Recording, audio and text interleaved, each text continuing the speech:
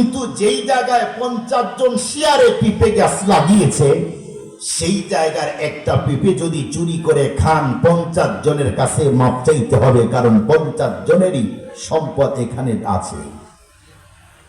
এইগুলি আমাদের জানা দরকার।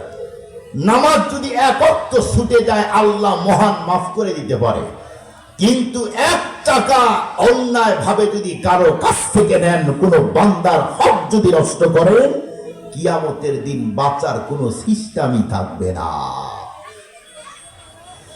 মুসলমান ভাইরা আমার কথাগুলি দিল দিয়া বুঝবেন। আমাদের দেশের অনেক মানুষ চিন্তা করে ট্রেনে যাব, ভাড়া কম, টাকাও দিতে হয় না, অনেকে ভাড়া ছাড়াই যায়। আপনারা বলুন তো দেখি, এই ট্রেনটা কি মালিকানা নাকি সরকারের? কথা বলেন না কেন ভাই? একজনের না, সরকারের। সরকার কার টাকায় কিনেছে? জনগণের টাকায়। তার মানে সারা দেশের মানুষের টাকায় এই ট্রেন। একটা মাসালা মনে রাখবেন, এই জায়গায় যদি কেউ ভাড়া না দিয়ে, ট্রেনে যদি কেউ ভাড়া না দিয়ে এমনি এমনি পার হয়ে যায়, কিয়ামতের দিন বাংলাদেশের সব মানুষের কাছে মাপ চাইতে হবে। কেন? এই ট্রেনের মালিক সরকার নয়, এই দেশের মালিক হলো, এই ট্রেনের মালিক হলো জনগণ। এই জন্যই তো এদেশের সরকারের ফান্ড থেকে যারা টাকা লুট করে, চুরি করে, কিয়ামতের দিন 1 জন 2 জনের কাছে মাপ চাইলে হবে না, সব মানুষের কাছে মাপ চাইতে হবে। আমাদের দেশের অনেক মানুষ মোটরসাইকেল চালায়।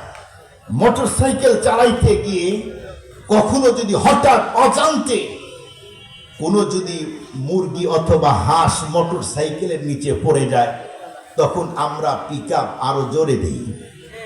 কথা বলেন না কেন ভাই? আরো জোরে দেই কেন? আমাকে যেন জরিমানা দিতে না হয়।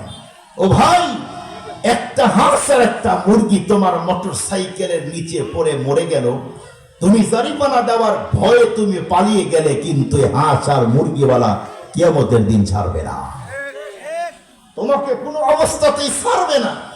মনে রাখবেন, বান্দার হক জটিল, কঠিন। কিয়ামতের দিন বান্দা কোনো অবস্থাতেই ছাড়বে না। আপনি একজনের পিঁপে চুরি করে খেয়েছেন, তার কাছে মাপ চান, উনি মাফ করে দিলে খালাস।